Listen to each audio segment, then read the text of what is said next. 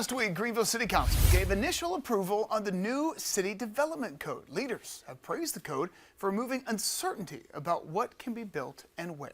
But how exactly will that new code protect your neighborhood? Fox Carolina's Kennedy Harris spoke with planning staff to get that answer.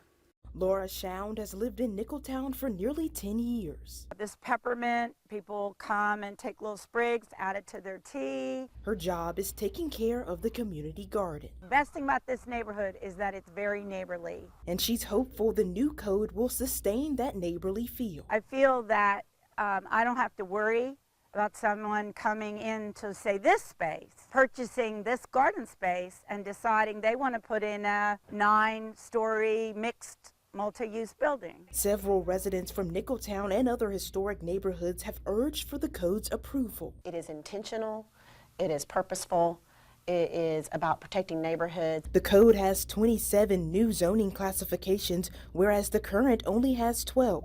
Most high-density growth will take place in nodes or city corridors. Whether it's office, residential, retail, we want to see a combination. And we want people to be able to stay in their neighborhood to get many of the services that they want. For neighborhoods backing nodes, the code sets strict buffer requirements like a fence, wall, setback, and green space. Within neighborhoods, staff says the code adds do's and don'ts, tree protection, and reduces infill. Take this planned development in Nicholtown on Hall Street, for example. Originally planned as 2 home lots, being turned into 9. This project was approved because it met basic requirements in the current code. Despite neighbors' concern, it didn't fit in with the surrounding homes. With the new code's detailed requirements, it would not have been approved. But in the new code, we do not have planned developments.